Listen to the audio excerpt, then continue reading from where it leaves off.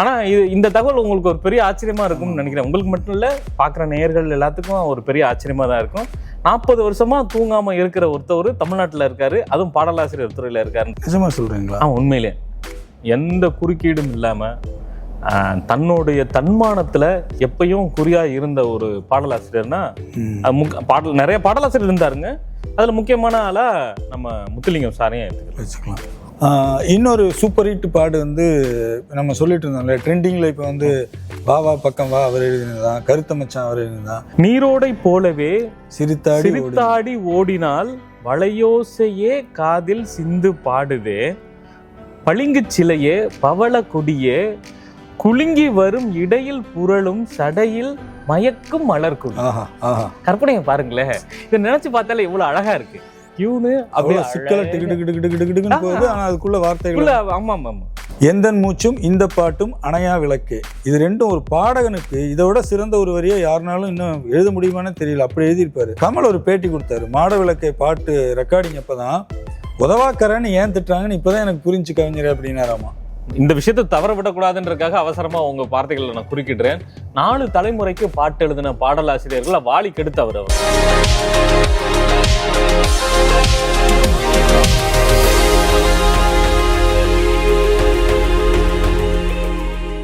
Play pass ரிவைன் நேயர்களுக்கு வணக்கம். ஒவ்வொரு வாரமும் ஒவ்வொரு பாடலாசிரியர்களோட சிறப்பை பற்றி நம்ம பாடலாசிரியர் ஆப்பா ராசா அவர்களோட சேர்ந்து பேசிட்டு வர இந்த சீரியஸில் இன்றைக்கி நம்ம பார்க்க போகிறது அரசவை கவிஞராக இருந்த முத்துலிங்கம் அவர்களை பற்றி.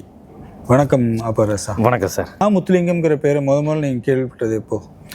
எனக்கு கொஞ்சம் கொஞ்சமாக அங்கங்கே உதிரியாக சில அவரோட பேரை கேள்விப்பட்டிருக்கேன். ஃபார் எக்ஸாம்பிள் ஃபஸ்ட் இயர் படிக்கும் போது விருமாண்டியில் 3 பாட்டு எழுதினவர் தெரியும்.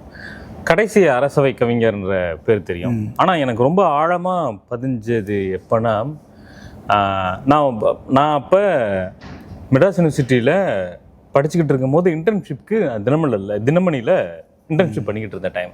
அப்போ எனக்கு ஒரு தகவல் வந்துச்சு. யாருன்னா ரவி சுப்பிரமணியம்னு ஒரு ஆவணப்பட இயக்குனர், எங்களோட கவிஞர். ஆமாம். அப்போ நான் பிஜி ஃபஸ்ட் இயர் படிச்சுட்டு இருக்கும்போது ஒரு தகவல் சொல்கிறாரு, பார்த்தீங்களா முத்துலிங்கம் கடந்த 25 வருஷமாக தூங்காமல் இருக்காருங்கன்னு. எனக்கு இந்த தகவல் ரொம்ப தூக்கி வாரி போட்டுச்சு. ஏன்னா ஒரு நாள் தூங்காமல் இருந்தாலே நமக்கு உடம்பெல்லாம் சோர்ந்து போயிடும், கண்ணெல்லாம் ரொம்ப சொக்கி நின்றுடும், கைகாலெல்லாம் நடுங்க ஆரம்பிக்கும், ரொம்ப டயர்டாக இருக்குமா. ஒருத்தவர் 25 வருஷம் தூங்காமல் இருக்கான்றது பெரிய ஆச்சரியமாக இருந்துச்சு. அப்போ வந்து ஒரு ஜேர்னலிஸ்டோட பாயிண்ட் ஆஃப் வியூவில் அவரை நான் அணுக ஆரம்பித்தேன். நான் அதுக்கப்புறம் நேராக அவரை பார்த்து பேசினா ஆச்சரியத்துக்கு மேலே ஆச்சரியமாக இருந்துச்சு. இன்னைக்கு வரைக்கும் அவர் தூங்கலைன்னு நினைக்கிறேன். நிஜமாக சொல்கிறீங்களா? உண்மையிலே கடந்த 40 வருஷமாக அவர் தூங்கலை. என்ன சொல்கிறீங்க? உண்மையிலே தகவலாக இருக்குது, ரொம்ப ரொம்ப புது. ஆமாம், இதை பற்றி நான் தினமணியில் பெரிய ஆர்டிக்கல் எழுதியிருக்கேன் நான். ஆமாம், இது வந்து எனக்கு தெரிஞ்ச ஒரு 10 கோடியில் ஒருத்தவருக்கு இருக்கக்கூடிய ஒரு பிரச்சனை, கண்டிஷன். ஆனால் இதை வந்து நோய்னு சொல்ல முடியாது, அதான் கண்டிஷன். ஆமாம், கண்டிஷன் சொல்லலாம். எனக்கு இதை கேட்டவுடனே எனக்கு ஆச்சரியமாக கேட்டுச்சு. நான் அவர் நேராக போய் பார்த்து கேட்டேன், என்னங்க இப்படி அப்படின்னு. அவர் இந்த உலகத்தை அவர் எப்படி பார்க்குறாருன்றதுக்கு அவரோட பதில் ஒரு எடுத்துக்காட்டு. தூக்கம் வர வந்தால் நல்லதானே, பாட்டு எழுதுறதுக்கு எனக்கு டைம் கிடைக்கும் அப்படின்னு சொன்னார். எனக்கு ஆச்சரியமாக இருந்துச்சு. ஆனால் இந்த தகவல் உங்களுக்கு ஒரு பெரிய ஆச்சரியமாக இருக்கும்னு நினைக்கிறேன். உங்களுக்கு மட்டும் இல்லை, பார்க்குற நேயர்கள் எல்லாத்துக்கும் ஒரு பெரிய ஆச்சரியமாக தான் இருக்கும். 40 வருஷமாக தூங்காமல் இருக்கிற ஒருத்தவர் தமிழ்நாட்டில் இருக்காரு, அதுவும் பாடலாசிரியர் துறையில் இருக்காருன்றது ஒரு சிறப்பு. நான் ஒரு பாடல்கள் கேட்டு, நான் ஏதோ ஒரு பாட்டை கேட்டு எனக்கு தூக்கம் வரல, அப்படியே தான் சொல்லுவீங்க அப்படின்னு. நாமெல்லாம் தூங்காமல் இருக்கிறதுக்கு பாட்டு எழுதுறதுக்காகவே அவர் தூங்காம இருக்காரு, இப்படி கூட நம்ம எடுத்துக்கலாம். ஆனா அவரை பத்தி யோசிச்சா எம்ஜிஆருக்கு நிறைய பாடல்கள் எழுதியிருக்காரு. தங்கத்தில் முகம், ஆமா ஆமா ஆமா, காஞ்சி பட்டுடுத்தி கஸ்தூரி பொட்டும் வைத்து, தேவதை போல் நீ, அன்புக்கு நான் அடிமை, ஆமா, ஊருக்குழைப்பவன்லேயே 2-3 பாட்டு, ஆமா ஆமா, மீனவன் நண்பன்ல எழுதியிருப்பாரு அப்படின்ட்டு. அதுக்கப்புறம் சமீபத்தில் அவரோட ட்ரெண்டான பாடல் வந்து கருத்த மச்சான், அது எழுதினது அவர் தான். அது மாதிரி அப்புறம் இல்லை ஹிட் சாங்ஸ்ன்னு பார்க்க போனா விடலப்புள்ள நேசத்துக்கு அந்த பாட்டு, இதழில் கதை எழுதும் நேரம் இது, காதல் மகாராணி, மாஞ்சோலை கிளிதானோ மான்தானோ, ஏன் இப்ப கூலிக்கு ஒரு பாட்டு கொண்டு வந்தாங்க பாத்தீங்களா, அது அந்த வாவா கருத்த மச்சான் அப்படி ட்ரெண்ட் ஆனதுதான். ஆமா, கூலியும் அந்த வாவா பக்கம் அதையும் அவர் தான் எழுதினாரு. காதல் மகாராணி அவர் தான் எழுதினாரு. பட்டுக்கண்டம் தொட்டுக்குள்ள, மாஞ்சோலை கிளிதானோ, காற்று தாலாட்டுதே, அது அவர் தான். அதை விட வந்து ஒரு பாட்டு கேட்டு ரொம்ப, நான் இளையராஜா தான் எழுதியிருப்பாருன்னு நினைச்சேன். மிஷ்கினோட தாலாட்டு கேட்க நானும் எத்தனை நாள் காத்திருந்தேன். அந்த பாட்டு முத்துலிங்கம் தான் நிறைய ஹிட் சாங் கொடுத்துருக்காரு. இந்த தலைமுறைக்கு, இந்த தலைமுறையில் நடுவில் உள்ள தலைமுறையும் பெருசாக அவரை கவனிக்காமல் விட்டுட்டாங்க. அல்லது இது சரியா தவறான்னு தெரியல. வைரமுத்து ஒரு இடம் சொல்லுவார், அதை நான் முழுக்க உடன்படுறேன். இந்த உலகம் உன்னை கவனிக்கலைன்னா அது உலகத்தோட தப்பு இல்லை, இந்த உலகத்தை நீ கவனிக்க வைக்கலைன்னா அது உன்னோட தப்பு. இந்த பாயிண்ட் ஆஃப் வியூவில் நான் அதை நான் பார்த்துக்கிறேன். அதிகப்படியான சுயமரியாதை கூட அவர் வெளியே தெரியாமல் இருக்கிறதுக்கு ஒரு காரணமாக கூட இருக்கலாம். எனக்கு நான் யூஜி படிச்சுக்கிட்டு இருக்கப்ப ஏதோ ஒரு மீட்டிங்னு, அப்போ ஆர்வக்கோளாராக இருந்த டைமில் வந்து சென்னையில் எங்கே மீட்டிங் போட்டாலும் போய் பார்க்கக்கூடிய பழக்கம் இருந்துச்சா. அப்போ ஒரு மணி நேரம் நான் ராஜசீதை மையத்துக்கு போகும்போது அங்கே முத்துலிங்கம் பாடல் வெளியிட்டு விழான்னு போட்டுருந்துச்சு. அங்கே பார்த்தா நான் போகிற டைமு வாலி பேசிக்கிட்டு இருந்தாரு. நம்மளால எப்படி பேசுவாருன்னு தெரியாதுங்களா உங்களுக்கு? அவர் டக்குன்னு பேசிட்டு இருக்கும்போது நான் சுறாமீன் சாப்பிடுகிற பிராமின் முன்பர் அந்த மீட்டிங்லேயே அதை பேசினாரு. அதுக்கப்புறம் என்ன இருந்தாலும் இன்னும் திருந்த மாட்டேன்றான், யோ தன்மானத்தை விட்டுட்டு சன்மானத்தை வாங்கிட்டு வேலையை பாரியா அப்படின்னு நான் சொல்றேன், இப்போ வரைக்கும் கேட்க மாட்டேன்றான் அப்படின்னு அவர் சொன்னாரு. அதுல இருந்து நான் என்ன புரிஞ்சுக்கிறேன்னா, இந்த நிமிஷம் வாய்ப்பு கேட்டு கொடுங்கன்னு கேட்டு அப்படி எல்லாம் எந்த வகையிலும் குறுக்கீடு எதுவும் அவர் வாழ்க்கையில் அப்படி பல இன்சிடென்ட்ஸ் நடந்திருக்கு. எந்த குறுக்கீடும் இல்லாம தன்னுடைய தன்மானத்துல எப்பயும் குறியா இருந்த ஒரு பாடலாசிரியர்னா நிறைய பாடலாசிரியர் இருந்தாருங்க. அதுல முக்கியமான ஆளா நம்ம முத்துலிங்கம் சாரையும் எடுத்துக்கலாம். இன்னொன்னு, அவருடைய தமிழ் ரொம்ப நல்ல தமிழ் இல்லையா? முத்துலிங்கம் சாருடைய தமிழ்ல ரொம்ப முக்கியமான விஷயம்னா, அவருடைய இலக்கண பிழைகள் எதுவும் இல்லாத பாடல் வரிகள் எழுதக்கூடிய பாடலாசிரியர் பேர் அவருக்கு இருந்துச்சு. நீங்க சில இடங்கள்ல ஆகு பெயர்கள் கூட செட் ஆகாது. வினைத்தொகை வந்துச்சுன்னா வேற்றுமை உறுப்பு இந்த மாதிரி இருக்கும். இப்படி 1008 பிரச்சனைகள் இருக்கும் வழக்கமான பாடலாசிரியர். ஒரு பாடல்ல அவ்வளவு டீட்டெயிலா பார்க்கணுமான்றது எனக்கும் தெரியல. ஆனா இருந்தாலும் நல்ல தமிழ்ல பாட்டு எழுதக்கூடிய பாடலாசிரியர் அவரும் சில ஆங்கில கலப்பு பாடல்களை எழுதியிருக்காரு. அதுல மாற்று கருத்து இல்லை. இருந்தாலும் தன்னால எவ்வளவு முடியுமோ அவ்வளவுக்கு அந்த ஆங்கில கலப்பு இல்லாம எழுதி வந்தவர். அதுல இதுக்கு ஒரு தொடர்பா ஒரு முக்கியமான இன்சிடென்ட் சொல்லுவாங்க. இவருடைய தன்மானத்துக்கும் ஒரு நல்ல தமிழுக்கும் நிறைய உதிரி கதைகள், பதிவு செய்யப்படாத உதிரி கதைகள் கோடம்பாக்கம், வளசரவாக்கம், விருகம்பாக்கம் தெருக்குள்ள நிறைய விழுந்து கிடக்கும். அதுல நான் அங்கங்க பொறுக்குனதுல ஒரு விஷயம் சொல்லுவாங்க. இடையில நான் கூலி படம் வந்தோடனே எனக்கு அப்படி ஒரு இன்சிடென்ட் நான் கேள்விப்பட்டேன். நம்ம இசைஞானி எடுத்த உடனே DISCO டிஸ்கோன்னு தான் பாட்டு வந்திருக்கு. அப்புறம் இவர் முத்துலிங்க சார் ப்ரொடியூசர்கிட்ட போய் அப்போ வீரப்பன் சார் தான் அந்த சத்யா மூவி சார் தான் அந்த படம் எடுக்கிறாங்க. அவர்கிட்ட போய் எடுத்தோடனேயே டிஸ்கோன்னு வந்தா நல்லாவே இருக்காது, அதனால ஏதாவது முதல்ல தமிழ்ல ஏதாவது இருக்கட்டும் அப்படின்னு கொண்டு வந்து அவர் எழுதி, அதுக்கப்புறம் அந்த குறிப்பிட்ட அந்த 4 வரும்பிட்ட எழுதி, அதுக்கப்புறம் தான் டியூன் பண்ணி அதை அப்படியே ஃபிட் பண்ணி அப்புறம் பாட்டா வெளியே வந்துச்சு. அதான் பக்கம் வர அதுக்கு முன்னாடியே நினைக்கிறேன் உன்னை நான் சந்தித்தேன்ல, ஐ லவ் யூ அந்த டைம் வந்து நான் அந்த டைம் பாடல் கேட்குற டைம் இந்த ஐ லவ் யூன்னு சொல்கிறதுக்கு ரொம்ப யோசிக்கிற ஒரு காலகட்டம். இப்போ எல்லாருமே ஆஃபீஸ்லேயே ஐ லவ் யூ சொல்கிறாங்க. அது ஒரு அன்போட வெளிப்பாடாக தான் இருக்குது. அப்போ ஐ லவ் யூங்கிறது காதலாக இருக்கும்போது இந்த பாட்டு வந்து ரொம்ப ஹிட்டு. இந்த ஸ்டார்டிங் லைனுக்காகவே ஹிட்டு. அது ரொம்ப ஆமாம். அந்தி மழையில் நின்றும் பொழுது என்னை எழுது அப்படி அப்படின்னு சொல்லி மியூசிக்கும் நல்லா இருக்கும் அதில். அதே மாதிரி அவர் நிறைய வேறு இசையமைப்பாளர்கிட்டையும் அவரோட கவித்துவத்தையும் அவரோட பாடல் இதையும் காமிச்சிருக்காரு. அதாவது இது நல்லா எழுதணும், இது நல்லா வரணும்னு ஆசைப்படுற நிறைய இசையமைப்பாளர்கள் இவரை தேடி வந்திருக்காங்க. சிற்பி நிறைய பேரை பார்க்குறோம். இப்போ மனோஜ் கியான் கங்கை அம்மனுக்கு வந்து இந்த பாட்டு எழுதியிருப்பார். எங்கள் ஊர் ராசத்தில் பொன்மான தேடி நானும் பூவோட வந்தேன். ஒருத்தர் கேட்டுக்கிட்டாரு, 4-5 பேர் ஒரு 2 வரி பாடுங்க, எங்களுக்கு அந்த பாட்டு என்னென்ன கனெக்ட் ஆக மாட்டேங்குது. அப்படின்னா காப்பிரைட்ல போயிடும், பரவாயில்லையா? அதுதான் ஒரு வரி வந்து பாடுறேன். அதில் வந்துட்டு ரொம்ப அந்த ஒரு கிராமத்து மொழி நடையிலே எழுதியிருப்பார். எனக்கும் உன்னை புரியுது, உள்ளம் நல்லா தெரியுது, அன்பு நம்ம சேர்த்தது, ஆசை நம்ம பிரித்தது, ஒன்றை வெறுக்க முடியல, உயிரை ஒதுக்க முடியல அப்படின்னு சொல்லிட்டு அவன் பாடும்போது அவன் சொல்கிற அந்த பதில் வந்து ரொம்ப ஒரு கவித்துவமான பதிலாக இருக்கும். நான் வெண்மேகமாக விடிவெள்ளியாக வானத்தில் காத்திருப்பேன், என் அடையாளம் கண்டு நீ தேடி வந்தால் அப்போது நான் சிரிப்பேன் அப்படின்னு எழுதியிருப்பாங்க. இப்போ நம்ம வந்து நம்மளோட மரபில் வந்து நிறைய பழங்கதைகள்லையும் அது இருக்குது. நம்ம இறந்தவங்க வானத்தில் விடிவெள்ளியாக இருக்காங்கன்னு சொல்லிட்டு அதுதான் வந்து ரெகுலராக ஒரு நட்சத்திரத்தை பார்த்து இதுதான் எங்கள் அம்மா, இதுதான் என் மகள், இதுதான் அப்பான்னு பார்க்குற ஒரு வழக்கம் இருக்குது. அதை வந்து ரொம்ப அழகாக ஒரு 4 வரியில் அவர் அந்த இடத்துல எழுதியிருப்பார். தொழில் ரீதியாக அவரை பார்க்க போனோம்னா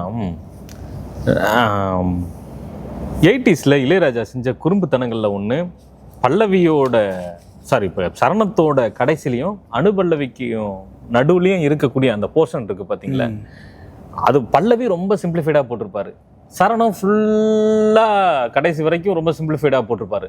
அந்த கடைசி இடத்த மட்டும் பயங்கரமாக ட்விஸ்ட் பண்ணி விட்டுருவார் இளையராஜா. அப்படி ட்விஸ்ட் பண்ணி இருக்கக்கூடிய டியூன்கள்லாம் பெரும்பாலும் முத்துலிங்க சாருக்கு தான் போயிருந்துருக்கு. நம்ம எடுத்து பார்க்க போனோம்னா ஃபார் எக்ஸாம்பிள் கூட்டத்திலே கோயில் புறா பாட்டு, அது ரொம்ப பிரமாதம் பாட்டு. அதில் நான் பாடும் ராகம் யார் தந்தது, என் காதல் தேவி நீ தந்தது, இப்படியே போறோம். அப்படியே லாஸ்ட்ல முடியும் தாந்தர தாந்தர தாந்தர தாந்தர தாந்தர தாந்தர தாந்தரா அப்படின்னு இருக்கும். யோசித்து பாருங்களேன், ரஃபா இந்த டியூன் கிடைக்கிறப்ப. வான்மழை போல் இந்த பாவல நெஞ்சில் வாழிய வாழியவே, வான்மழை போல் இந்த பாவல நெஞ்சில் வாழிய வாழியவே. ஆமா, வான்மழை போல் இந்த பாவல நெஞ்சில் வாழிய வாழியவே அப்படின்றது அந்த இதோட முடிஞ்சிடும். இது என்னன்னா என்னால இப்ப பாட முடியல அப்படின்னா எழுதுறதுக்கு எவ்வளவு கஷ்டமா இருக்கும் பாத்தீங்கல்ல. அந்த ஆனா இளையராஜா இப்படி ஏதாவது குறும்புத்தனங்கள் அவரு, அது உண்மையிலேயே இளையராஜா குறும்புத்தனத்தோட இதை பண்றாரா இல்ல கான்சியஸா பண்றாரான்னு தெரியல. ஆனா 80s வந்து இளையராஜாவோட முக்கியமான நிறைய பாடல்கள்ல இந்த முடிச்சு இருக்கும். அந்த முடிச்சு யாருக்கிட்ட கொடுத்து அவங்க கொடுக்குறாரு அப்படின்னு நான் பல இடங்கள்ல நான் பார்த்திருக்கேன். அதுல பெரும்பாலான ஆட்கள்ல பெரும்பாலான முடிச்ச அவுக்கக்கூடிய பாடலாசிரியர்கள்ல முத்துலிங்க இருந்திருக்காரு. அதுக்கு இந்த கூட்டத்திலே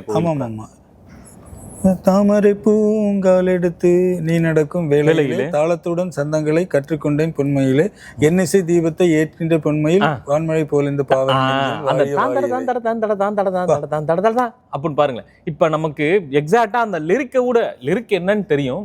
அது வந்து ரொம்ப அமைதியா நான் பாடும் ராகம் யார் தந்தது இப்படி ஆரம்பிக்கும் சொல்ற மாதிரி தாளாட்டுற சொல்லிட்டு கடைசியில அந்த ஸ்பீடு வந்து இப்போ நம்ம ஒரு பாட்டை அப்படி எடுத்துடுறோம்னு நினச்சிங்க, அப்படியே இப்படி அந்த கிராஃப்ன்றது வந்து ஃபர்ஸ்ட் இப்படியே போகும் ராஜா சார்ட்ட, அப்புறம் இப்படி இப்படி இப்படி வரும், அப்புறம் சர்ன்னு மேலே போய் இறங்கி ஒரு சிக்கலான கொண்டை ஊசி வளைவில் 4 தடவை அப்படி சுற்றிக்கிட்டு திரும்ப சமநிலை பகுதியை நோக்கி ஓடுற மாதிரி இருக்கும். ராஜா சாரோட பெரும்பாலான பாடல்களுடைய ஸ்ட்ரக்சர் நான் சொல்றது 80s இப்படி தான் இருந்துச்சு. மணியோசை கேட்டு இருந்த பாடல்லையும் ஒரு 2 வரி அதாவது கரெக்டாக, அதாவது ஒரு குறைந்த சொற்கள்ல அந்த சூழலை விளக்கிடுவார். பாதை மாறி போகும்போது ஊர் வந்து சேராது, தாளம் மாறி போகும்போது ராகம் கூடாது அப்படின்னு எழுதியிருப்பாரு. அதுவும் வந்து ஆனா வழக்கமா ஒரு பாட்டுக்கு வந்து இடையூறா சில விஷயங்கள் வந்து ஒரு பாட்டு ஹிட் ஆனதா எனக்கு தெரியல. இந்த பாட்டுல அதுல நிறைய தடவை அதை பாடக்கூடியவர் இருமிக்கிட்டே இருப்பார், கதாநாயகனும் அதை இருமிக்கிட்டே இருப்பாரு. இல்ல நீங்க சொன்ன அந்த ஃபாஸ்டான பீட்ல பயணங்கள் முடியல ராக தீபம் ஏற்றும் நேரம் புயல் மழையோ, அதுவும் அவருதான். ஆனந்த கங்கை வெள்ளம். இல்ல எனக்கு இதுல ஒரு சந்தேகம், அந்த ராகதீபம் ஏற்றும் போது அந்த பாட்டு புயல் மழையோ அதுல எந்த இடத்துல சிக்கலான இடம்னு சொல்றீங்க? 1000 சொந்தம் நாவினில் சொந்தம் அம்பிகைக்கே சொந்தம் நித்தம் நித்தம் உள்ளம் கழிக்க கற்ற வித்தை எங்கும் செழிக்க முத்துரத்தினம் சிந்து மித்தினம் அன்னை உன்னை வணங்கி நின்று ராக தீபமே. சூப்பர் சூப்பர் சூப்பர் சூப்பர், அற்புதம் அற்புதம். அதுலயும் நீங்க சொல்ற மாதிரி அதே பெட்டு வரும், சாதாரணமா ஆரம்பிக்கும். ஆனந்த கங்கை வெள்ளம் பொங்க பொங்க ஆரம்ப நாளில் உள்ளம் கொஞ்ச கொஞ்ச பாடல் ஒன்று சொல்ல சொல்ல பாடும் உள்ளம் துள்ள துள்ள 1000 சொந்தம் நாவினில் சொந்தம் அம்பிகைக்கே சொந்தம். அப்புறம் ஸ்பீடாகும். நித்த நித்தம் உள்ளம் கழிக்க கற்ற வித்தை எங்கும் செழிக்க முத்துரத்தினம் சிந்து மித்தினம் அன்னை உன்னை வணங்கி நின்று ராகதீபம் ஏற்றும் நேரம். அவர் அந்த சர்க்கிளை க்ளோஸ் பண்ணுவார்ல ராஜா, அது ரொம்ப அநியாயமா இருக்கும். நீங்க ஒரு பாட்டு இருக்கு, நான் அந்த பாட்டை நான் திரும்ப திரும்ப கேட்டுட்டு இது உண்மையிலேயே இது பாடலாசிரியரை போட்டு வருத்தி எடுக்கணும்னு உருவாக்கப்பட்ட பாட்டா இல்ல டே நீ பெரியவனா நான் பெரியவனா பாத்துக்கடா அப்படின்னு போட்ட பாட்டான்னு ஒரு பாட்டு எனக்கு ரொம்ப நாளா இருக்கு. சங்கீத ஜாதி முல்லை, அது எழுதுறது உண்மையிலேயே ரொம்ப கஷ்டம். அது வைரமுத்து சார் எழுதுனது, இதுக்கு அதுக்கும் இல்ல, பட் உதிரி தகவலா நான் சொல்றேன். இப்போ நம்ம எந்த பாடலாசிரியர்களை பற்றி பேசினாலும் ராஜா சாரை கடந்து போயிட முடியாது. நம்ம வாழ்க்கையிலே ராஜா சாரை கடந்து போயிட முடியாது இல்லையா? அப்படின்னா பாடலாசிரியர்கள் என்ன அப்படி பேசுறப்ப திடீர்னு இந்த உதிரி தகவல் எனக்கு வந்துச்சு. ரொம்ப எனக்கு தெரிஞ்சு ராஜா சார் போட்டதுல ரொம்ப சிக்கலான மெட்டு வந்து சங்கீத ஜாதி முல்லை. ஆனா அது அவ்வளோ பெர்ஃபெக்டா பண்ணியிருப்பாரு வைரமுத்து சார். இன்னொரு சூப்பர் ஹிட் பாடு வந்து நம்ம சொல்லிட்டு இருந்தோம்ல, ட்ரெண்டிங்ல இப்போ வந்து வா வா பக்கம் வா அவர் எழுதினதான், கருத்த மச்சான் அவர் எழுதினதான். இன்ஸ்டாவில் வந்து அப்பப்போ ஓப்பன் பண்ணால் இந்த நம்ம கூட இருக்கிற ஹோஸ்ட் அண்ட் கேமராமேன் யோகி மாதிரி லவ் ஃபெயிலியர் ஆனவங்களாம் அடிக்கடி ஒரு பாட்டை போடுவாங்க. தண்ணியில தீபம் ஏத்து ஆக அது எப்படி எழுதி அது வந்து அது எப்படி அதை யோசிச்சிருக்காருன்னே தெரியாது. அது வந்து அந்த கருத்துக்கு அது சரியா தவறன்றது ரெண்டாவது. அந்த படத்துல இருக்கக்கூடிய ஃபெமினிஸ்ட் பார்வையில நான் அதை மறுக்கிறேன். ஆனா வந்து தண்ணியில கோலம் போடு, ஆடிக்காத்தில் தீபம் ஏத்து, ஆகாசத்தில் கோட்டை கட்டு, அந்தரத்தில் தோட்டம் போடு. அது வரைக்கும் கூட பரவாயில்ல, தோட்டம் வரைக்கும் போடல. அதுக்கு யாரை கூட்டு வந்து செக்யூரிட்டியை போடுறாருன்னு பாருங்க.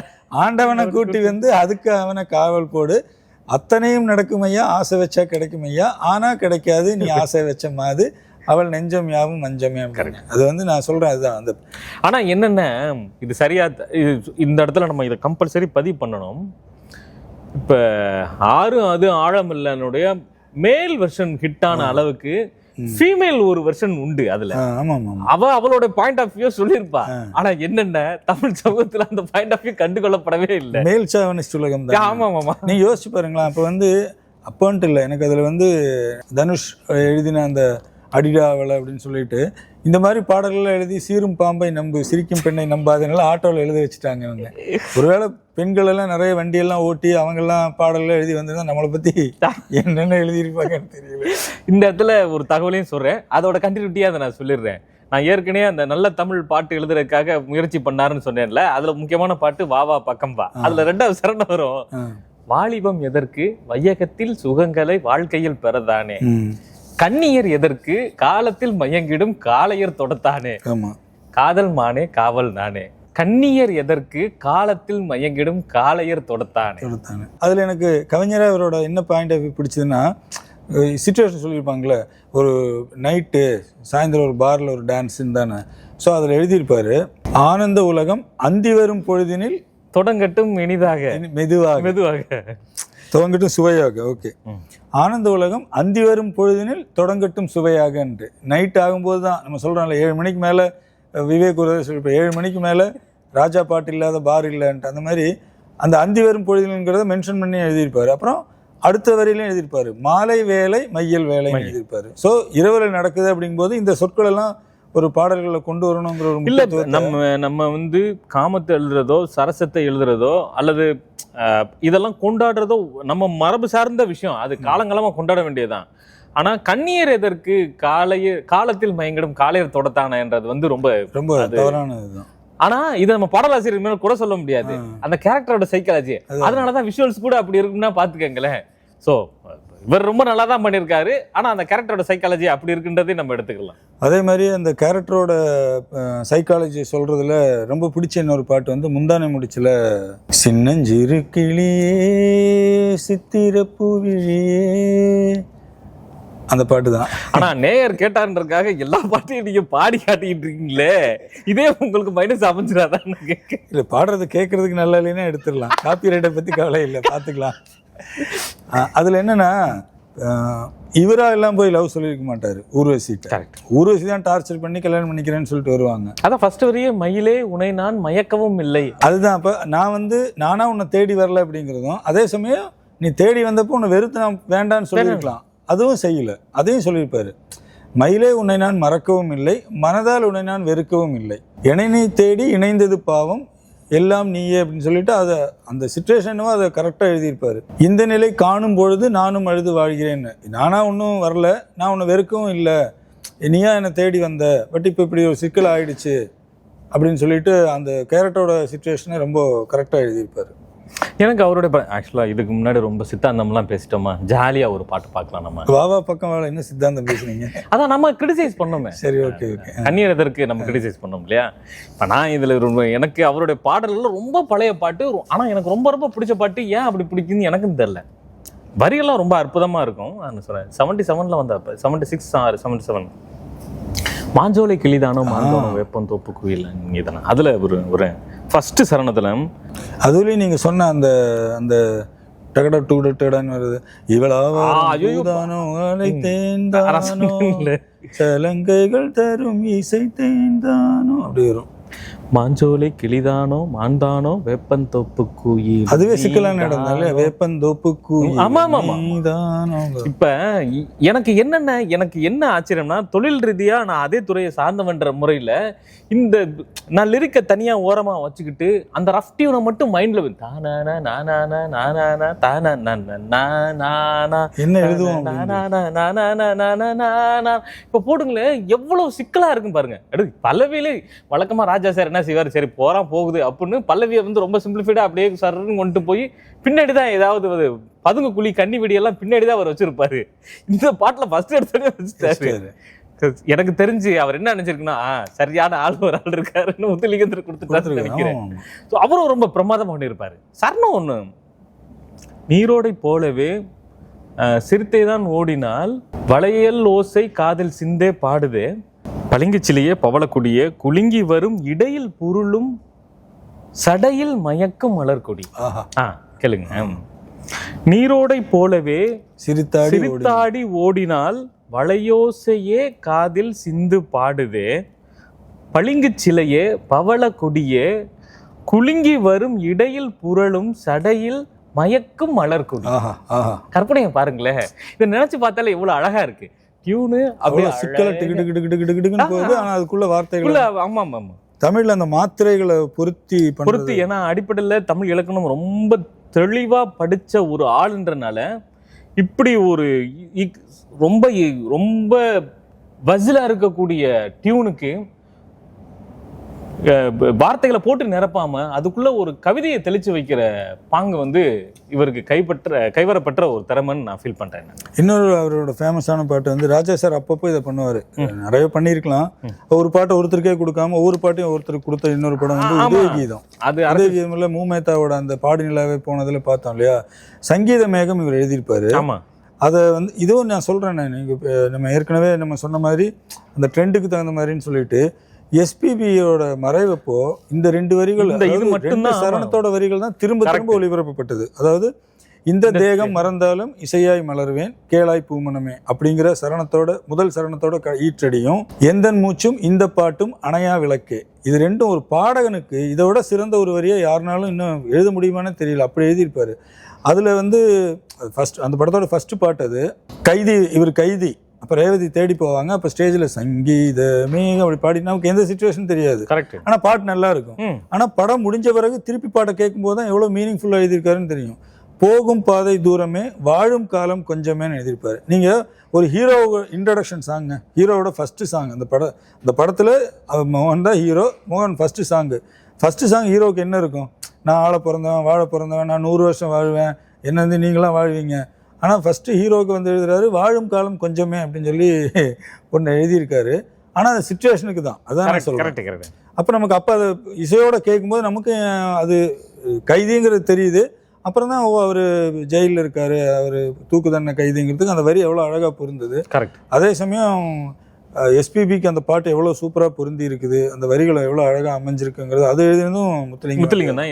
எஸ்பிபியோட மரணத்தை ஒட்டி அந்த பாட்டு எல்லா சமூக ஊடகங்கள்லையும் பேசப்பட்டது 2வது விஷயம். ஆனால் கோடம்பாக்கம், சாலிகிராமம், வலசரவாக்கம் இந்த பகுதியில் இருக்க பெரும்பாலான கலைஞர்களுடைய டியூனும் அதான் இருக்கு. ஃபர்ஸ்ட் எடுத்தனே சங்கீத மேகம் தென் சிந்தும் நேரம் ஆகாயம் பூக்கள் விற்கும் காலம் நாளை என் கீதமே எங்கும் உலாவுமே. அதை பாருங்களேன், அந்த நாளை என் கீதமே எங்கும் உலாவுமே. ஆமா, அந்த இந்த 2 வரிய பெரும்பாலான மியூசிக் டைரக்டர் டியூனா வச்சிருக்கதை நான் பார்த்திருக்கேன். பெரும்பாலான லிரிசிஸ்டுகள் வந்து டியூனா வச்சிருக்கேன், காலர் டியூனா வச்சிருக்கதை நான் பார்த்திருக்கேன். அதுக்கப்புறம் தான் ஊருக்காக வாழும் கலைஞர் அப்படின்னு போயிட்டாங்க. அது ரொம்ப இதா இருக்கும் இல்ல. அதே மாதிரி சில சொற்கள் நான் வந்து யோசிக்கும் போது இது யாராவது இப்படி இந்த சொல்லை வந்து வேற யாராவது பயன்படுத்திருக்கீங்களான்னு தேடுவேன். ஒருவேளை உங்களுக்கு தெரிஞ்சிருக்கலாம். தூரல் என்று போச்சுல பூபாலம் இசைக்கும்னு ஒரு பாட்டுல நூதனமேங்கிற சொல்லியிருப்பாரு. நாயகன் ஜாடை நூதனமே, நாணமே பெண்ணின் சீதனமே அப்படின்னு எழுதியிருப்பாரு. அந்த நூதனமேன்னு கேட்கும்போது எனக்கு ரொம்ப ஆச்சரியமா இருந்தது. ஒரு புது வார்த்தை. வழக்கமா சீதனமே, ஆதனமே, மேதினமே, காதனமே இப்படிதான் ஏதாவது ஒண்ணு போடுவாங்க. நூதனம்ங்கிறதே ரொம்ப புதுசா. அந்த நூதனத்துக்கு தான் சீதனம் போட்டிருப்பாரு, சீதனத்துக்கு நூதனம் போட்டிருக்க மாட்டாரு. சோ அவரோட சிந்தையில முதல்ல இதுல அதுதான் முதல்ல ஃப்ரெஷ்ஷா தான் வந்திருக்கு. அதுக்கப்புறம் தான் ஃப்ரெஷ்ஷா எழுதியிருக்கிறது வந்து சூப்பரா இருந்தது. ஒரு இடத்துல டியூனுக்கு ரொம்ப பிரமாதமா பட்டுக்கண்ணம் தொட்டுக்குள்ள ஒட்டிக்குள்ளும் tick tick tick tick tick tick tick tick tick.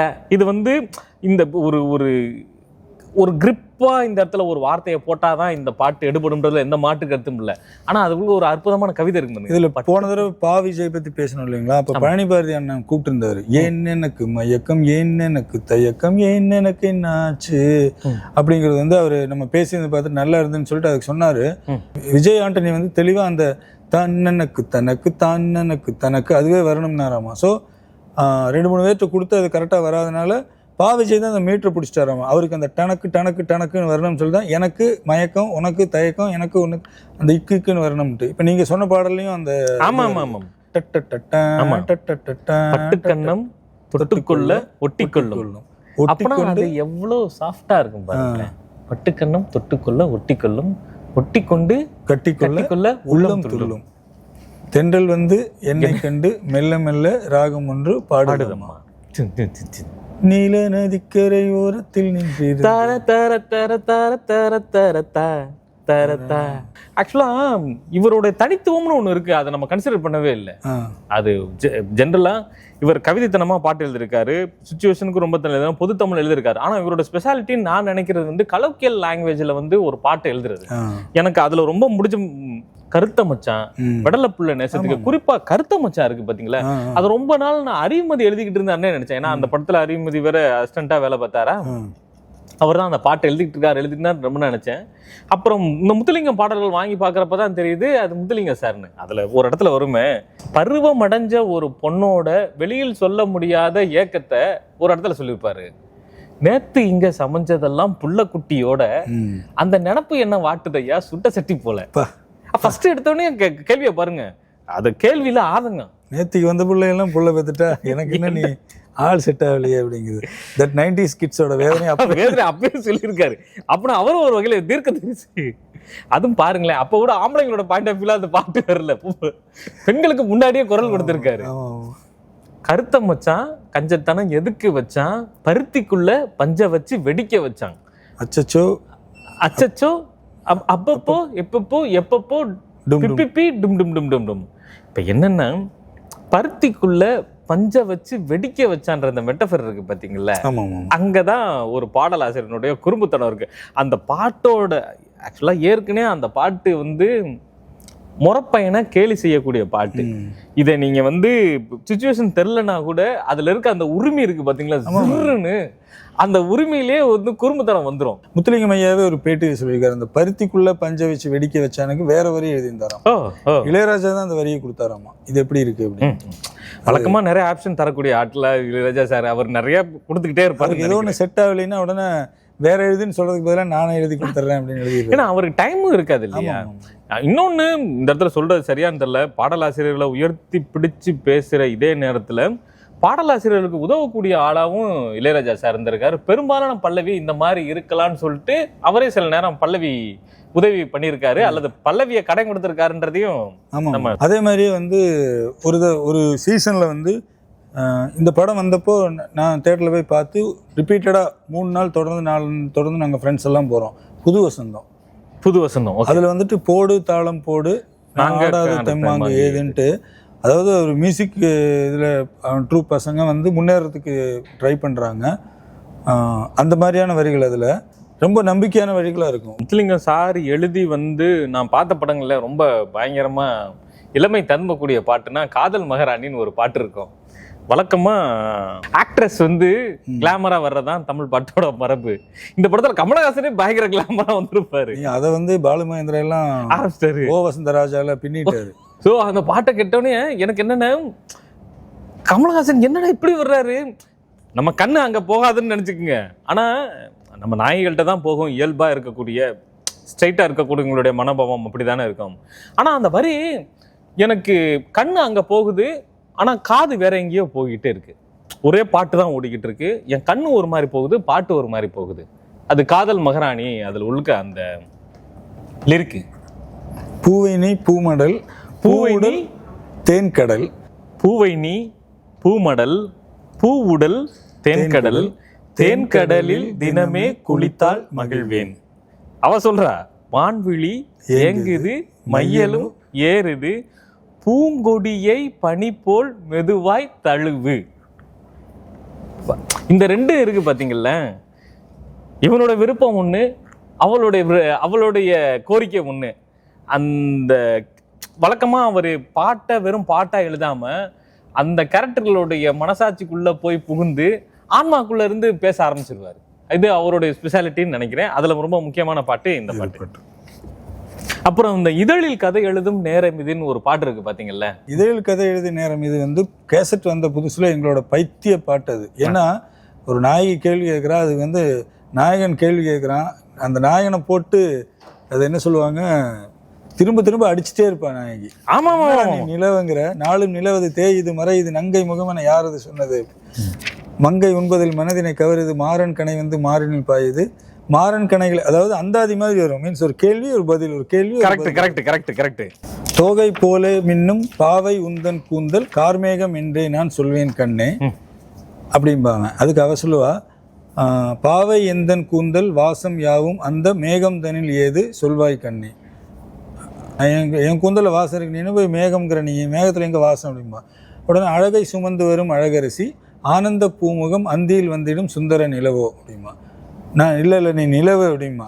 நிலவா, நாளும் நிலவது தேயுது மறையுது நங்கை முகம் என யார் அதை சொன்னது.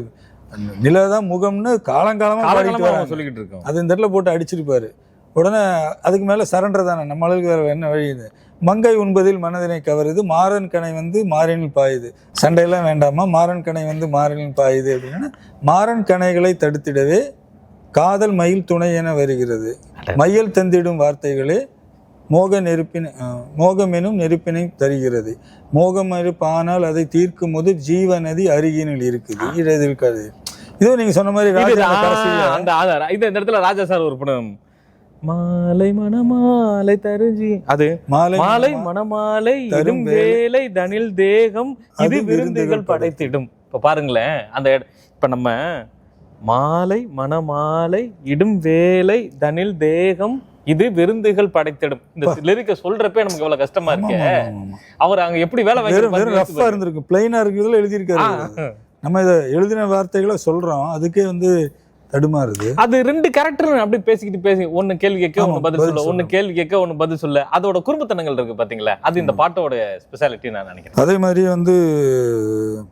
பூவெளி வாசலையில சின்ன சின்ன ரோசா பூவே செல்ல கண்ணே நீ யாரோ, அது இவருதான். இதுலயும் இருக்காது. அது வாலியை கூப்பிட்டுட்டாங்களாமா. வாலி ராஜாட்ட வாலி இதை சொல்லியிருக்காருன்னு யோசிக்கிறதுக்கே எனக்கு ஒரு மாதிரி சிரிப்பா வந்துச்சு. இந்த மெட்டுக்கு நான் ஏற்கனவே உனக்கு எழுதியிருக்கேன்ட்டு. ஐயோ அப்படியா? முத்துலிங்கம் பதிவு பண்ணியிருக்காரு இதை. இளையராஜா ஒரு மெட்டை சொல்லிட்டு ஏற்கனவே இந்த மெட்டுக்கு நான் எழுதின மாதிரி இருக்கேன் அப்படின்ட்டு இவரு. அப்புறம் முத்துலிங்கத்தை கூப்பிட்டுருக்காங்க. அப்புறம் முத்துலிங்கம் எழுதின பாட்டு தான் இது. அதில் யாரோ ஒரு பையன், எங்கேயோ இருக்கிற பையன் இவர்கிட்ட வரான். இவருக்கு பையன் யாரும் இல்லை. அதை ரொம்ப அருமையாக எழுதியிருப்பாரு. சின்ன பிஞ்சு நெஞ்சுக்குள்ளே என்ன என்ன ஆசையுண்டோ உள்ளம் தன்னை மூடி வைத்த தெய்வம். அது ஏன் உள்ளம் தன்னை மூடி வைத்தன்னு தெரியுமில்ல உங்களுக்கு. அந்த குழந்தைக்கு வாய் பேச முடியாது. ஸோ உள்ளம் தன்னை, அந்த உள்ளத்தை பேசணும்னா உள்ளத்தை வெளிக்காட்ட முடியும். ஸோ அது ரொம்ப அருமையாக எழுதியிருப்பாரு. உள்ளம் தன்னை மூடி வைத்தங்கிறது ரொம்ப ஒரு கவித்துவமான ஃப்ரேஸு. அந்த சிச்சுவேஷனுக்கும் அந்த சூழல் அந்த கேரக்டருக்கும். உள்ளம் தன்னை மூடி வைத்த தெய்வம் வந்தால் சொல்லும் இங்கே, ஊரும் இல்லை பேரும் இல்லை உண்மை சொல்ல யாரும் இல்லை, நீயோ இங்கு நானோ ஒரு ஜீவன் தானடா, சோலை கிளி போல என் நெஞ்சில் ஆடடா அப்படின்னு வரும். இந்த லிரிக்கை தாண்டியும் கூட அந்த பாட்டை கேட்டால அந்த சிச்சுவேஷன் எதுவும் தெரியாது. ஆனா ஒரு மாதிரி சோகமா, ரொம்ப சின்ன பிஞ்சு நெஞ்சுக்குள்ள என்ன என்ன ஆசை உண்டோ. அது நீங்க சொல்ற மாதிரி இந்த லிரிக் இல்லாம அவ்வளோ ஒரு 6 அடி உயரமான சத்யராஜுக்கு அப்படி காட்ட முடியுமான்னு இருக்கும். ஃபாசில் அப்படி காமிச்சிருப்பாரு. அவ்வளவு கெத்தானால அந்த குழந்தையோட பாசத்துல இப்பயே டக்குன்னு மூடு ஆஃப் ஆன மாதிரி இருக்கு. அது இந்த பாட்டோட மேஜிக்னு நினைக்கிறேன். எனக்கு அந்த நம்ம பாட்டில் இருக்கு எல்லாத்தையும் தாண்டி டியூனு இதெல்லாம் தாண்டி அந்த பாட்டை ரொம்ப இயல்பாவே ஒரு நல்ல ஹாப்பி மூட்ல கேட்டா கூட நமக்கு சோகம் மனசுல இருந்து இறங்கி உட்காந்துரும் தெரியுங்களே. ஆமா ஆமா அந்த மாதிரி அந்த பாட்டு அதை பண்ணும். அதே மாதிரி செம்பருத்திபுரத்துல பட்டு பூவே ஏற்கனவே பட்டுக்கண்ணு எழுதினவர் பட்டுன்னு வந்திருக்கும். உடனே அவரை பட்டுன்னு அவரை கூப்பிட்டு பாரு என்னன்னு தெரியல. பட்டுன்னு லிரிக் தந்துருவாரு, அதனால பட்டு இதை கிரிஞ்சின்னு கமெண்ட் போடுவாங்க. பரவாயில்ல. அதுலயும் நான் ஏற்கனவே நூதன ஐயோ நம்ம 2 பேரும் வாங்குற திட்டு யாரோ ஒரு ஏண்டா இன்னும் நீங்க வீட்டுக்கு கேப் வரலங்க. அந்த கண்ணாடி போட்டவனுக்கு பாட்டு வரியே தெரியல. ஆமாங்க ஐயா தெரியலங்க ஐயா. அப்புறம் வந்து ஓகே இதுக்கு வருவோம். நான் நூதனமேன்னு சொன்னேன்ல, இதுல ஒரு வரி எழுதியிருப்பாரு. கதைகளை தீட்டி சுகக்கொடி ஏற்றுன்னு ஒன்று எழுதியிருப்பாரு. சுகக்கொடி ஏற்றி சுகக்கொடி ஏற்று, கதைகளை தீட்டி சுகக்கொடி ஏற்று மன்னவனே என் சின்னவனே என்னை தொட்டு தொட்டு பழகு. அதுல சுகக்கொடிங்கிறது வந்து ஒரு புதிய சொல்ல இருந்தது பாடல்கள்ல. கரெக்ட். அப்புறம் வந்து நான் வந்து வாலின்னு நினைச்சு ஏமாந்த இன்னொரு பாட்டு. ஏன்னா அம்மா பாட்டுன்னா வாலின்னு தான் நினைப்பேன். ஆமா. ராஜாவின் பார்வையிலும் ஒரு படம், விஜய் அஜித் சேர்ந்து நடிச்சு படம். அதுல அம்மன் கோயில் எல்லாமே எந்தன் அம்மா உந்தன் கோயில் அம்மான்னு ஒரு பாட்டு இருக்குங்க. ரொம்ப திரும்ப நான் கேட்ட பாட்டு. அருண்மொழியோட குரல்ல அவ்வளவு அருமையா இருக்கு. அந்த பாட்டுல பாத்தீங்கன்னா, பாடங்கள் படித்தால் பாடத்தில் கவனம், பாடிடும் வேளையில் பாடலில் கவனம், பாவையை கண்டால் பருவத்தில் கவனம், பார்க்கின்ற வேளையில் மகன் மனம் சிதறும், அவன் மனமோ அது எங்கே சென்றாலும் இவள் மனமோ அவன் பின்னாலே போகும், என்றென்றும் அவள் எண்ணங்கள் நலமாக நாம் வாழ நல்வாழ்த்து கூறும். என்றென்றும் ரொம்ப டஃப்பான ஒரு லிரிக், பாடவே முடியாது, என்னால பாட முடியாது. காமுகன் ஆனாலும் கல் நெஞ்சன் ஆனாலும் கயவன் என்றே அவன் பெயரெடுத்தாலும் பொய் சொல்லி பிழைக்கும் பிள்ளை என்றாலும் பூமியில் 1000 தவறு செய்தாலும் தன் மகனோ அவன் யாரான போதும் அவன் நலமே இந்த தாய் உள்ளம் தேடும், என்றென்றும் அவள் எண்ணங்கள் நலமாக நாம் வாழ நல்வாழ்த்து கூறும்.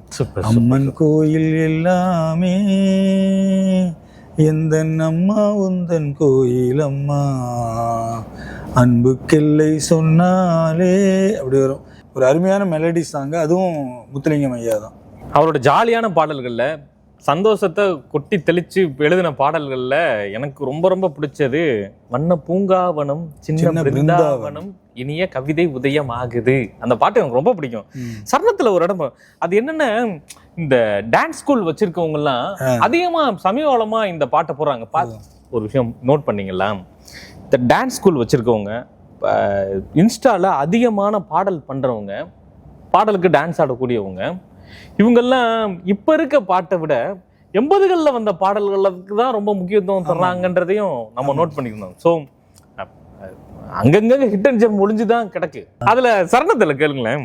நீலவானிலே மேகம் போலவே ரெக்கை கட்டி ஆட எண்ணுதே, வெள்ளம் போலவே பொங்கி ஓடியே நெஞ்சம் இங்கு தாளம் போடுதே, கானம் பாடும் வானம் பாடி நாம் தானே கவலை இந்த வாழ்விலேது, மேகம் போல மின்னல் போல வாழ்வோமே இன்ப மாலை நீயும் சூடு, வாலிபம் தங்க மேடை ஆடி பார்ப்போம் இந்த வேளை, அன்புக்கிங்கே பஞ்சமில்லை வஞ்சமில்லையே, நீலவானிலே மேகம் போலவே ரெக்கை கட்டி ஆடுகின்றதே. அது மியூசிக்கும் அவ்வளவு சூப்பரா போகும். ஒரு குதிரை வண்டியில ஊட்டியில போற மாதிரியே இருக்கும். அருமையான பாட்டு. ஸோ ஒரு ஒரு ஒரு லிரிக்கை வந்து ஒரு பாட்டை வந்து சும்மா ரொப்பி கொடுக்கணும், லிரிக்கை போட்டுடணுன்ற எண்ணம் இல்லாம அதுக்குள்ள பெஸ்ட் என்ன இருக்கோ அதை எப்படியாவது கொடுத்துடணும்னு தயக்கூடிய ஆட்கள்ல முத்துலிங்க சார் ஒருத்தர். நான் புது வசந்தம் சொன்னேன் இல்லையா, அதே மாதிரி இன்னொரு படம் வந்து பாடல்கள்லாம் புதுசா இருந்தது அந்த டைம்ல. அதுதான் வந்து செந்தூர பூவே படத்துல செந்தூர பூவே இங்கு தேன் சிந்தவா, மனோஜ்கியா. ஆமா. கரை மீறி தன்னிலை மீறியே ஒரு அலை போல என் நெஞ்சம் விளையாடுதே. அதுல அவர் வேற அந்த இதை வச்சுட்டு அடிச்சுட்டே இருப்பாரு, ராம்கி கொட்டடிச்சிட்டு வருவாரு. கொட்டடிச்சு வருவாரு. வெண்பனி போல கண்களில் ஆடும் மல்லிகை தோட்டம் கண்டேன், அழகான வெள்ளைக்கு இங்கே களங்கங்கள் இல்லை, அதுதானே என்றும் இங்கே நாம் வாழும் இல்லை. ரெண்டு வரி தான். ஆமா, ஒரு மூணு பல்லவி இந்த ரெண்டு வரி தான். மின்னலை தேடும் தாழம் பூவே உன்னெழில் மின்னல் நானே, பனிப்பார்வை ஒன்றே போதும் பசி தீரும் மானே, உறவாடும் எந்த நெஞ்சம் உனக்காகத்தானே. இது 2வது சரணம். 3வது சரணம். அன்னங்கள் போலே எண்ணங்கள் கோடி ஊர்வலம் போக கண்டேன், நிழல் தேடும் சோலை ஒன்றை விழியோரம் கண்டேன், நிழலாக நானும் மாற பறந்தோடி வந்தேன். அதாவது நிழல் தேடும் சோலை அப்படிங்கிறது காதலியை சொல்றா. ஒரு சோலை நிழலை தேடுது அப்படிங்கிற, சோலை நிழல் தரும், ஆனால் சோலையை நிழலை தேடுது, அந்த சோலைக்கான நிழலை நான் இருப்பேன் அப்படிங்கிறதும் ரெண்டு வரி தான். ரொம்ப சிம்பிளா இந்த பாட்டு சூப்பர் டூப்பர் ஹிட். அந்த கரெக்டு. ஆனால் இந்த நேரத்தில் ஒரு உதிரி தகவலும் சொல்கிறேன் நான். இந்த பாட்டுக்கும் அதுக்கும் சம்மந்தம் இல்லை, இருந்தாலும் அதோட கண்டென்ட் எடுத்து சொல்கிறேன். நீங்கள் சொன்னீங்களே ரொம்ப சின்ன சின்ன சரணங்களாக இருக்கும், அது ரொம்ப பாட்டே ரொம்ப சின்னதாக இருக்கும், ஆனால் சரணங்கள் இத்தனை இருக்கும். எனக்கு அப்படி பிடிச்ச பாட்டு 50களே 60களே வந்த பாட்டு, துயிலாத பெண் ஒன்று கண்டேன்னு ஒரு பாட்டு. என்னன்னு தெரியல, ஏதோ ஒரு சூழ்நிலையில் அதாவது உங்களுக்கு தெரியும்ல, யூடியூப்ல நான் போடுறப்ப ஏபி ராஜா இன்டர்வியூ அல்லது ஏபி ராஜா சாங்ஸ்ன்னு போடுறப்ப ஏஎம் ராஜா போடுறப்ப தெரியாம ஏஎம் ராஜான்னு போட்டு சாங்ஸ்ன்னு போட்டுச்சு. என்னடா இது ஏஎம் ராஜான்னு உள்ளுக்கு போய் பார்த்தா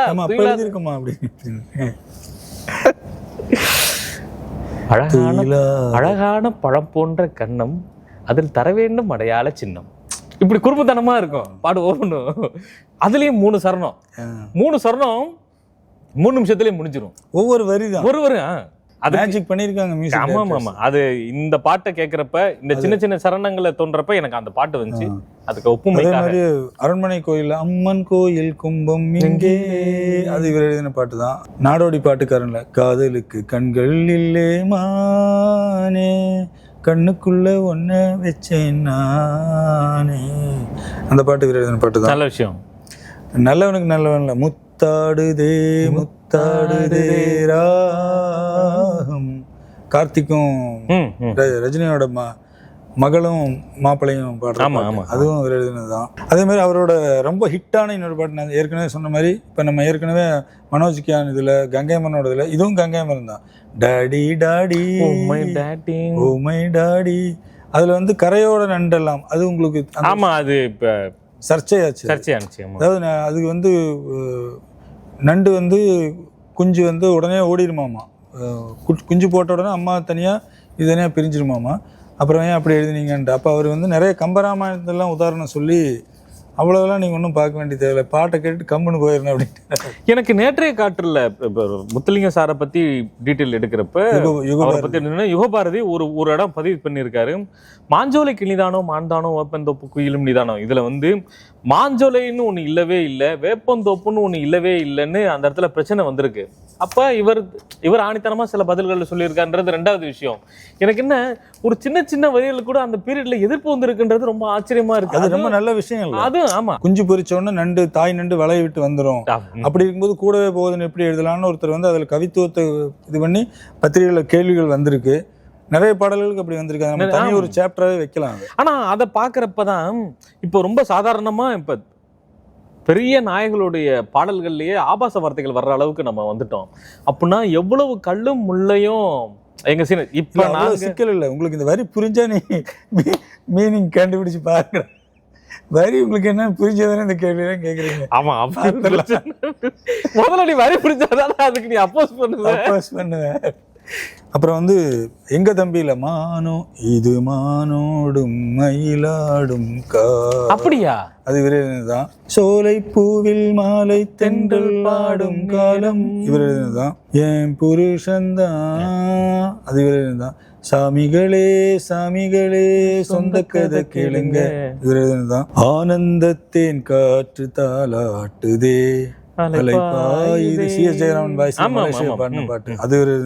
ரொக்கம் இருக்கிற மக்கள் மனசுல துக்கம் இல்ல காசி, இது நான் கேட்கல. இவர் எழுதினதுதான். மீனவ நண்பன்ல தங்கத்தில் முகம் எடுத்து சந்தனத்தில் உடல் எடுத்து மங்கை என்று வந்திருக்கும் மலரோ நீ மாலை நேர பொன்மஞ்சள் நிலவோ, அவர் எழுதினதுதான். ராகவனே ரமணா ரகுநாதா பார்க்கடல், இளமை காலங்கள்ல பார்க்கடல் வாசா. அதுல சமீபத்தில் கூட ஒரு இடத்துல பக்தி இன்னிசை லைவ் பண்ணார் இளையராஜா சார். அதில் இந்த பாட்டை பாடினாங்க.